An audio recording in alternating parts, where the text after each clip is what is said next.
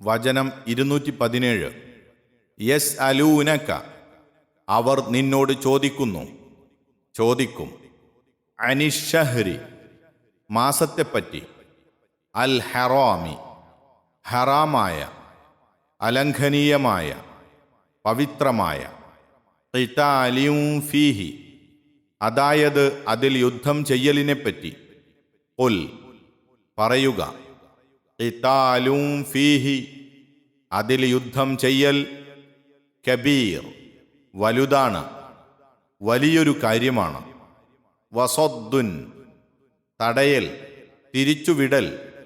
അൻ സബീലില്ലാഹി, അള്ളാഹുവിൻ്റെ മാർഗത്തിൽ നിന്ന്. വകുഫ്റും ബിഹി, അവനിൽ അവിശ്വസിക്കലും. വൽ മസ്ജിദിൽ ഹറാമി, മസ്ജിദുൽ ഹറാമിൽ നിന്നും. വ ഇഖ്റാജു, ബഹിഷ്കരിക്കലും. അഹ്ലിഹി, അതിൻ്റെ ആൾക്കാരെ, അവിടത്തുകാരെ. മിൻഹു, അതിൽ നിന്ന്. അക്ബറു, കൂടുതൽ വലുതാകുന്നു, ഏറ്റവും വലുതാകുന്നു. ഇൻദല്ലാഹി, അള്ളാഹുവിൻ്റെ അടുക്കൽ. വൽ ഫിത്നതു, ഫിത്ന, കുഴപ്പം. അക്ബർ, അധികം വലിയതാണ്. മിനൽ ഖത്ലി, കൊലയേക്കാൾ. വലാ യസാലൂന, അവർ ആയിക്കൊണ്ടിരിക്കും. യുഖാതിലൂനക്കും, അവർ നിങ്ങളോട് യുദ്ധം ചെയ്യും. ഹത്താ യറുദ്ദൂക്കും, നിങ്ങളെ അവർ മടക്കുന്നത് വരേക്കും, പിന്തിരിപ്പിക്കുന്നത് വരേക്കും. അൻ ദീനിക്കും, നിങ്ങളുടെ മതത്തിൽ നിന്ന്. ഇനിസ്തതാഉ, അവർക്കു സാധ്യമായെങ്കിൽ. വമൻ, ആരെങ്കിലും. യർതദിദ്, പിന്തിരിയുന്നതായാൽ, മടങ്ങുന്നതായാൽ. മിൻകും, നിങ്ങളിൽ നിന്ന്. അൻ ദീനിഹി, തൻ്റെ മതത്തിൽ നിന്ന്. ഫയമുത്, എന്നിട്ട് അവൻ മരണപ്പെടുന്നതായാൽ, അങ്ങനെ അവൻ മരണപ്പെടുന്നതായാൽ. വഹുവ കാഫിർ, അവൻ അവിശ്വാസിയായും കൊണ്ട്. ഫഉലൈക, എന്നാൽ അക്കൂട്ടർ.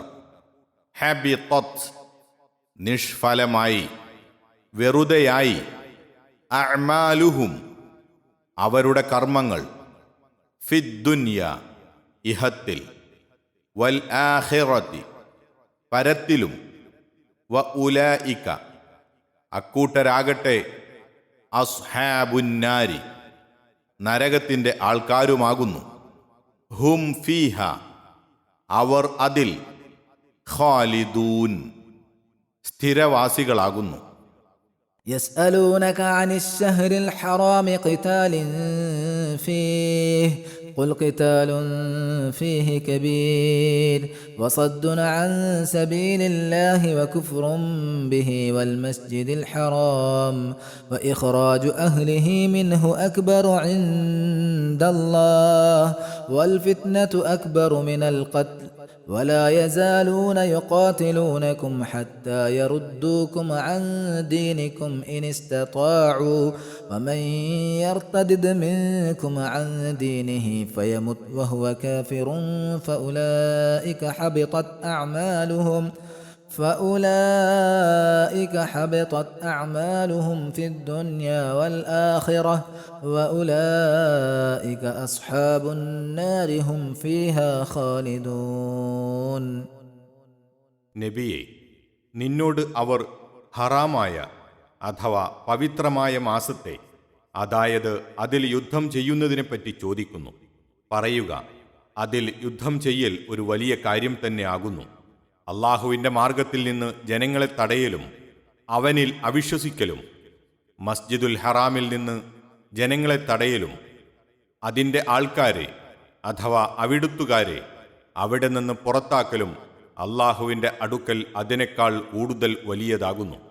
ഫിത്ന അഥവാ കുഴപ്പം കൊലയേക്കാൾ വലിയതാകുന്നു. അവർക്ക് സാധ്യമായെങ്കിൽ നിങ്ങളെ നിങ്ങളുടെ മതത്തിൽ നിന്ന് മടക്കിക്കളയുന്നത് വരേക്കും അവർ നിങ്ങളോട് യുദ്ധം നടത്തിക്കൊണ്ടേയിരിക്കുന്നതാണ്. നിങ്ങളിൽ നിന്ന് ആരെങ്കിലും തൻ്റെ മതത്തിൽ നിന്ന് വിട്ടു പിന്തിരിയുകയും അങ്ങനെ അവൻ അവിശ്വാസിയായിക്കൊണ്ട് മരണപ്പെടുകയും ചെയ്യുന്ന പക്ഷം അപ്പോൾ അക്കൂട്ടർ ഇഹത്തിലും പരത്തിലും അവരുടെ പ്രവർത്തനങ്ങൾ നിഷ്ഫലമായി. അക്കൂട്ടർ നരകത്തിന്റെ ആൾക്കാരാകുന്നു, അവർ അതിൽ നിത്യവാസികളായിരിക്കും. വചനം 218. ഇന്നല്ലദീന ആമനു, നിശ്ചയമായും വിശ്വസിച്ചവർ, വല്ലദീന ഹാജറു, ഹിജ്റ പോയവരും, വജാഹദു, ജിഹാദ് ചെയ്യുകയും ചെയ്തു, സമരം ചെയ്യുകയും ചെയ്തു, ഫീ സബീലില്ലാഹി, അള്ളാഹുവിൻ്റെ മാർഗത്തിൽ, ഉലൈക, അക്കൂട്ടർ, യർജൂന, പ്രതീക്ഷിക്കുന്നു, അഭിലഷിക്കുന്നു, റഹ്മത്തല്ലാഹി, അള്ളാഹുവിൻ്റെ കാരുണ്യത്തെ, വല്ലാഹു, അല്ലാഹു, ഗഫൂറുൻ, വളരെ പൊറുക്കുന്നവനാണ്, റഹീമുൻ, കരുണാനിധിയാണ്. إن الذين آمنوا والذين هاجروا وجاهدوا في سبيل الله أولئك يرجون رحمة الله والله غفور رحيم. നിശ്ചയമായും വിശ്വസിച്ചവരും ഹിജ്റ അഥവാ സ്വദേശം വിട്ടു പോകുകയും അള്ളാഹുവിൻ്റെ മാർഗത്തിൽ സമരം ചെയ്യുകയും ചെയ്തവരും, അതെ, അക്കൂട്ടർ അള്ളാഹുവിൻ്റെ കാരുണ്യം പ്രതീക്ഷിക്കുകയാണ് ചെയ്യുന്നത്. അള്ളാഹുവാകട്ടെ വളരെ പൊറുക്കുന്നവരും കരുണാനിധിയുമാകുന്നു. 217, 218 എന്നീ വചനങ്ങളുടെ വിശദീകരണം. ഒരു പ്രത്യേക സംഭവത്തോട് ബന്ധപ്പെട്ടുകൊണ്ടാണ് ആദ്യത്തെ വചനത്തിന്റെ അവതരണമെന്ന് പല റിവായത്തുകളിൽ നിന്നും വ്യക്തമാകുന്നു. സംഭവത്തിന്റെ ചുരുക്കം ഇതാണ്. ഹിജ്റ 2-ാം കൊല്ലത്തിൽ അബ്ദുല്ലാഹിബിനു ജഹഷ് റളിയല്ലാഹു അൻഹുവിന്റെ നേതൃത്വത്തിൽ മുഹാജിറുകളായ 7-8 പേരടങ്ങുന്ന ഒരു ചെറിയ സൈന്യ സംഘത്തെ ഒരു എഴുത്തു സഹിതം നബി സല്ലല്ലാഹു അലൈഹി വസല്ലമ അയക്കുകയുണ്ടായി. 2 ദിവസത്തെ യാത്രക്കു ശേഷം മാത്രമേ എഴുത്തു പൊളിച്ചു വായിക്കാവൂ എന്നും തിരുമേനി കൽപ്പിച്ചിരുന്നു. അവരുടെ ലക്ഷ്യത്തെപ്പറ്റി ശത്രുക്കളാരും മണത്തറിയുവാൻ ഇടവരാതിരിക്കുവാനായിരുന്നു നബി സല്ലല്ലാഹു അലൈഹി വസല്ലമ അങ്ങനെ ചെയ്തത്. കത്ത് തുറന്നു നോക്കുമ്പോൾ മക്കായുടെയും ത്വായിഫിന്റെയും ഇടയിലുള്ള ഒരു ചെറിയ സ്ഥലമായ നഹ്ലയിൽ ചെന്ന് പതിയിരുന്ന് ഖുറൈശികളുടെ നീക്കങ്ങളെ മനസ്സിലാക്കി വരണമെന്നായിരുന്നു അതിലെ ഉള്ളടക്കം. ഇടക്കുവച്ച് അവരിൽ 2 പേർ അവരുടെ വാഹനമായിരുന്ന ഒട്ടകം വഴിതെറ്റിപ്പോയത് നിമിത്തം കൂട്ടം വിട്ടു പോകുകയുണ്ടായി. ബാക്കിയുള്ളവർ നഹ്ലയിലായിരിക്കെ ഖുറൈശികളുടെ ഒരു ചെറിയ കച്ചവട സംഘം ആ വഴിക്ക് വന്നു. അതിൽ അമ്രുബിനു ഹദ്റമിയും വേറെ 3 പേരുമാണുണ്ടായിരുന്നത്. അവിടെ വെച്ച് സൈന്യസംഘം എന്തു വേണമെന്ന് തമ്മിൽ കൂടിയാലോചന നടത്തി. അവസാനം കച്ചവട സംഘവുമായി ഏറ്റുമുട്ടി. ഏറ്റുമുട്ടലിൽ ഇബ്നു ഹദ്റമി കൊല്ലപ്പെടുകയും 2 പേർ ബന്ധനസ്ഥരാകുകയും ചെയ്തു. 3-ാമൻ ഓടി രക്ഷപ്പെട്ടു.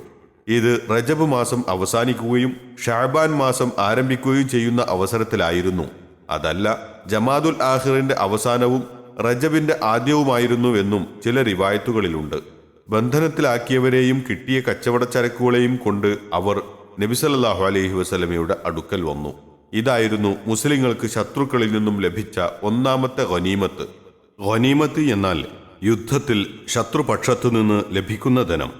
ശത്രുക്കൾ ഈ അവസരം ഉപയോഗപ്പെടുത്തിക്കൊണ്ട് ആക്ഷേപവും പരിഹാസവും തൊടുത്തുവിട്ടു. യുദ്ധം നിഷിദ്ധമായ മാസത്തിൽ അഥവാ റജബിൽ മുഹമ്മദും കൂട്ടരും യുദ്ധം നടത്തി അതിനെ അവഹേളിച്ചുവെന്ന് അവർ പ്രചരിപ്പിച്ചുകൊണ്ടിരുന്നു. ഞാൻ നിങ്ങളോട് യുദ്ധം നിഷിദ്ധമായ മാസത്തിൽ യുദ്ധം ചെയ്യാൻ കൽപ്പിച്ചിട്ടില്ലല്ലോ എന്ന് നബി സല്ലല്ലാഹു അലൈഹി വസല്ലമയും പറഞ്ഞു. മുസ്ലിങ്ങളും അവരോട് പ്രതിഷേധം നടത്തുകയുണ്ടായി. അവർ വളരെ ഖേദത്തിലായി. ഇതിനെ തുടർന്നാണ് ഈ വചനം അവതരിച്ചത്. ഇതിൽ ശത്രുക്കളുടെ ഭാഗത്തു നിന്നുണ്ടായ ആരോപണങ്ങൾക്ക് അള്ളാഹു നൽകിയ മറുപടിയുടെ സാരം ഇതാണ്. യുദ്ധം ഹറാമായ മാസത്തിൽ അഥവാ അലംഘ്യമാസത്തിൽ യുദ്ധം ചെയ്യുന്നത് വമ്പിച്ച തെറ്റുതന്നെ. എന്നാൽ അള്ളാഹുവിൻ്റെ മാർഗമായ സത്യമതം സ്വീകരിക്കുന്നതിൽ നിന്ന് ജനങ്ങളെ തടയുക, അള്ളാഹുവിൽ അവിശ്വസിക്കുക, അള്ളാഹുവിനെ മാത്രം ആരാധിക്കുവാൻ സ്ഥാപിതമായ മസ്ജിദുൽ ഹറാമിലേക്ക് സത്യവിശ്വാസികളെ പ്രവേശിക്കുവാൻ അനുവദിക്കാതിരിക്കുക, ആ നാട്ടുകാരായ ആളുകളെ അവിടെ താമസിക്കുവാൻ സമ്മതിക്കാതെ ബഹിഷ്കരിക്കുക മുതലായ കുഴപ്പങ്ങൾ ഉണ്ടാക്കിക്കൊണ്ടിരിക്കുന്നത് അതിനേക്കാൾ വമ്പിച്ച തെറ്റാകുന്നു. 2 തെറ്റുകൾ പരസ്പരം അഭിമുഖീകരിക്കുമ്പോൾ കൂടുതൽ വമ്പിച്ച തെറ്റിനെ ഇല്ലാതാക്കുവാൻ വേണ്ടി ചെറിയ തെറ്റ് സ്വീകരിക്കുകയെന്നുള്ളത് കേവലം ന്യായവും പ്രായോഗികവുമാകുന്നു. മാത്രമല്ല പ്രസ്തുത കുഴപ്പങ്ങൾ കൊണ്ടും അവർ മതിയാക്കുവാനും ഭാവമില്ല. ഇസ്ലാമിനെ അംഗീകരിച്ചവരെ കഴിയുമെങ്കിൽ അതിൽ നിന്ന് പിന്മടക്കുവാനുള്ള ഉദ്ദേശ്യവും കൂടി അവർക്കുണ്ട്. അതിനായി മുസ്ലിങ്ങളോട് യുദ്ധം തുടർന്നുകൊണ്ടിരിക്കുവാനാണ് അവരുടെ പരിപാടി. അപ്പോൾ മുസ്ലിങ്ങൾക്കെതിരിൽ അവർ അഥവാ മുശ്രിക്കുകൾ നടത്തുന്ന ഫിത്നയുടെ ഗൗരവം വളരെ വമ്പിച്ചതാണ്. എന്നിരിക്കെ അതിനെ അപേക്ഷിച്ച് അവരിൽ നിന്ന് ചിലരെ കൊലപ്പെടുത്തിയത് കേവലം നിസ്സാരമായി ഗണിക്കാവതേയുള്ളൂ. ഫിത്നയെപ്പറ്റി 191 വചനത്തിൻ്റെ വ്യാഖ്യാനത്തിൽ പ്രസ്താവിച്ചത് ഓർക്കുക. സന്ദർഭവശാൽ മറ്റൊരു കാര്യം കൂടി സത്യവിശ്വാസികളെ അള്ളാഹു ഇവിടെ ഉണർത്തുന്നു. സത്യവിശ്വാസം സ്വീകരിച്ച ഒരു മുസ്ലിം സ്വന്തം നിലക്കാകട്ടെ ശത്രുക്കളുടെ പ്രേരണ നിമിത്തമാകട്ടെ ഇസ്ലാമിൽ നിന്നു പിന്തിരിഞ്ഞു പോകുന്ന പക്ഷം അതിൻ്റെ ഭവിഷ്യത്ത് വളരെ വമ്പിച്ചതാണ്. അവൻ ചെയ്ത യാതൊരു കർമ്മവും ഇഹത്തിലാകട്ടെ പരത്തിലാകട്ടെ സ്വീകാര്യമല്ല. ഇസ്ലാമിലായിരുന്നപ്പോൾ അവൻ ചെയ്ത കർമ്മങ്ങൾക്ക് പോലും പരിഗണനയില്ല. അവിശ്വാസികളോടെന്ന പോലെ തന്നെ അവരോടും പെരുമാറും. പരലോകത്താകട്ടെ കാലാകാല നരകശിക്ഷയും. ഫയമുത് വഹുവ കാഫിർ, അവൻ അവിശ്വാസിയായും കൊണ്ട് മരണപ്പെടുകയും ചെയ്താൽ എന്നു പറഞ്ഞതിൽ നിന്ന് അവൻ വീണ്ടും ഇസ്ലാമിലേക്കു തന്നെ മടങ്ങി വന്നാൽ അവൻ്റെ മടക്കം സ്വീകരിക്കപ്പെടുമെന്നും മരിക്കുമ്പോഴത്തെ അവസ്ഥ നോക്കിയാണ് അവസാന തീരുമാനമെന്നും മനസ്സിലാക്കാം. അബ്ദുല്ലാഹിബിനു ജഹ്ഷ് റളിയല്ലാഹു അൻഹുവും കൂട്ടുകാരും ചെയ്തു പോയത് തെറ്റാണെങ്കിലും അവരുടെ ഉദ്ദേശ്യവും ലക്ഷ്യവും നല്ലതായിരുന്നുവെന്നും അവർക്ക് അള്ളാഹു പൊറുത്തു കൊടുത്തിരിക്കുന്നുവെന്നും 218 വചനത്തിൽ നിന്നു മനസ്സിലാക്കാവുന്നതാണ്.